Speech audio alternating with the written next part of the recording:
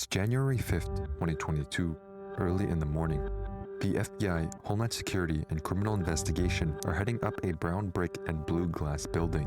They have a search warrant that will possibly lead to one of the biggest crypto busts of the decade. They knock on a door, which wakes up the couple inside. The authorities give them two options: to stay and watch as they go through their belongings, or to leave and come back in a few hours. The couple decide to stay. Drawers are yanked open, closets rummaged through, and agents fan out. Among the usual clutter, strange finds emerge in the two-bedroom flat. Books with hollowed-out centers, foreign currencies, and a plastic bag labeled burner phones. It's not what they're looking for. They don't find any evidence that can directly link them to the billions of dollars worth of stolen Bitcoin. The authorities leave, and the suspects are free to go. But it wouldn't be the last time they set foot through the door. This is a story of audacity, greed, deceit, and a slippery trail of digital breadcrumbs that would lead to one of the strangest arrests in crypto history. Butterfly. This is Ilya Lichtenstein, born in Russia but grew up in the United States and therefore has both Russian and American citizenship. He's in his early 30s, 5'8", with short, black, tousled hair. He went to Glenbrook South High School, then studied psychology at the University of Wisconsin. His friends call him Dutch, and he's interested in tech and business. His future wife, who is also in her early 30s, is just 2 inches shorter, standing at 5'6". Heather Morgan is an exceptional student with a distinguished academic background. She holds a Bachelor of Arts in Economics and International Relations from the University of California, graduating with the highest honors in both fields. She also earned a Master of Arts in Economics of International Development from the American University in Cairo. Additionally, Morgan participated in the Erasmus program at Bilkent University, where she conducted economic research on Turkish international monetary policy and trade. The two of them have backgrounds in Silicon Valley and started dating in 2014. Eventually, they move in together in an apartment and bring along a $2,000 cat named Clarissa. On August 2, 2016, 119,756 Bitcoin was stolen from Bitfinex exchange in Hong Kong, one of the most popular cryptocurrency exchanges, causing a 20% drop in the value of the currency. The second largest hack of its kind. That's almost 120,000 units of the digital currency. Exchange customers, even those whose accounts had not been broken into, had their account balance reduced by 36%, causing Bitfinex to pause all operations. It wasn't clear if it was an inside job or whether external hackers were able to breach the system. It was also unclear if this would force Bitfinex into bankruptcy. No one knew who did it. The stolen Bitcoin remained in the same wallet for months, completely idle. For nearly 5 months, 120,000 Bitcoins sat untouched, until they started to move. In early 2017, small amounts of the stolen Bitcoin began to be moved from the wallet to the dark web marketplace Alphabay with the intention of laundering it. However, after Alphabay was shuttered by international law enforcement, it was rerouted to Hydra, another dark web marketplace. From 2017 to 2019, the hacker took extreme caution as there was a complete pause in fund movement. Shortly after graduating, Lichtenstein co-founded and became the CEO of MixRank in 2011. A year later, he became a mentor at 500 Startups, an advisor at SalesFolks, and later at NPass as well. In 2019, he became an investor at DemandPath. Morgan founded SalesFolk in 2009 and serves as the CEO. She helps create email templates for business-to-business sales teams. In 2013, she was the head of business development at Tamadam Incorporated for a few months, part of batch 6 of 500 Startups. Morgan began journaling for Forbes as of July 2017, releasing articles about cold emails, sales, networking. You get the idea.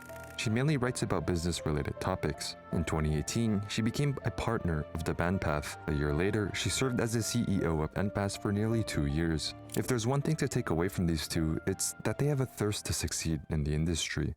On April 30th, 2019, Morgan releases an article about burning out. She talks a little bit about herself and her insecurity of her voice from childhood. Despite being introverted and awkward, it didn't stop her from selling, nor from doing webinars and online events. She also made a relatively successful and lucrative online course for cold emails and sales prospecting. But in 2018, everything changed. On a business trip to Asia, she faced personal and professional troubles including burnout, legal troubles, and family health crises, causing her to burn out and her to re-evaluate her life. This is when she discovers her love for rap. She channeled her creativity into music under her alter ego, Razzlekhan. It's definitely something. It's also around this time where Morgan starts shifting topics on Forbes, going from strictly business to an angle towards unique personalities and artists. It didn't just stop there. With her newfound persona, she creates a TikTok account. Show me the motherfucking crocodile. Wall Street. Wall Street. Razzlekhan.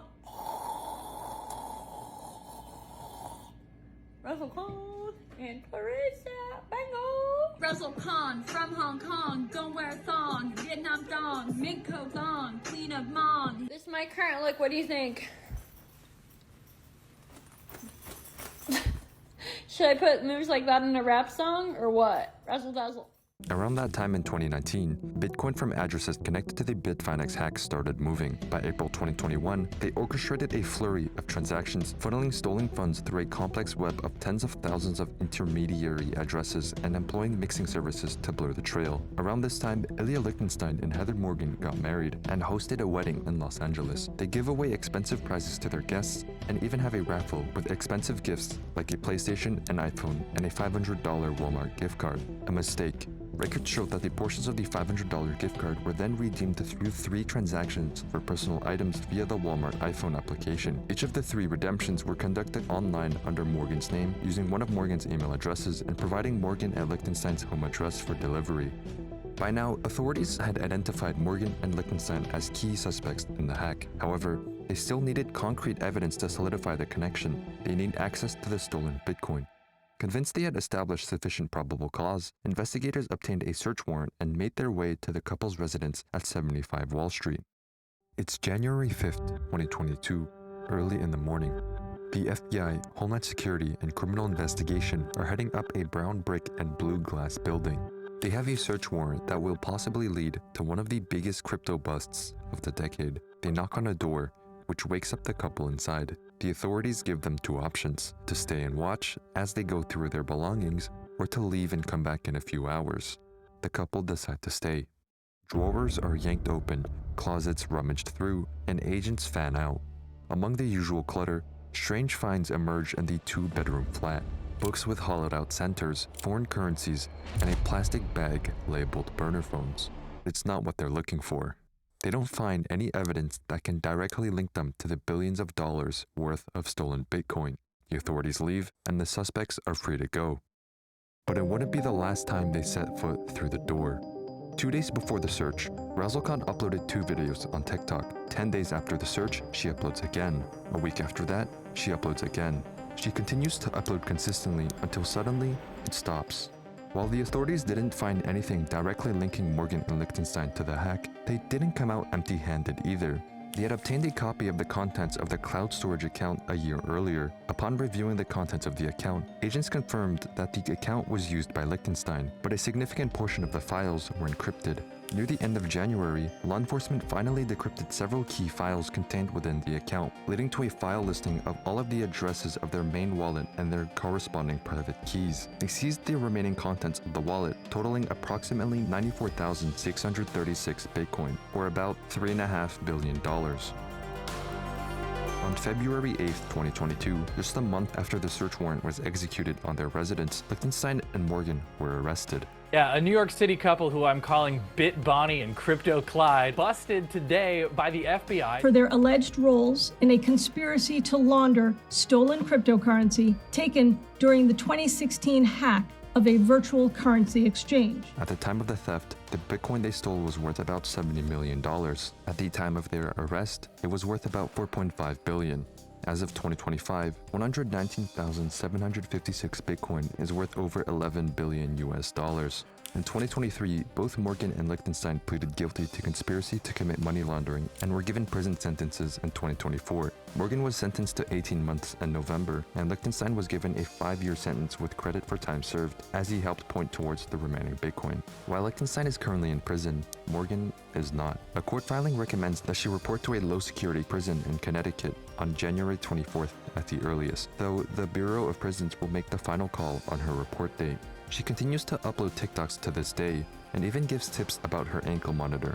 Put a sock, or in this case I just serged the edges of material under. You can just like cut a sock. That's what I did like the first year when I was more ratchet. She even released a song titled Razzlekhan versus the United States. One of the most puzzling aspects of the case is why Morgan and Liechtenstein, with stolen funds worth billions, didn't flee after the first search warrant. Investigators had already begun scrutinizing their movements and financial activities, yet they stayed in their Manhattan apartment as if nothing had changed. This behavior raises questions about their state of mind. Did they believe that their deception techniques were foolproof, or was it a calculated risk to avoid drawing further suspicion by suddenly disappearing? Liechtenstein had a plausible escape route. Born in Russia and fluent in the language, he had traveled to Ukraine and Kazakhstan during the laundering process, reportedly exchanging cryptocurrency for cash through Russian and Ukrainian intermediaries. These funds were then shipped to Russia and Ukraine before being funneled back into the United States for recovery. With these established ties and resources, the couple could have simply fled to Russia, a country with no extradition treaty with the United States, yet they chose to remain in New York. Liechtenstein released a statement from prison claiming that he alone orchestrated the Bitfinex hack. According to him, Morgan had no involvement in the initial breach, and her role was limited to later stages of laundering the stolen funds.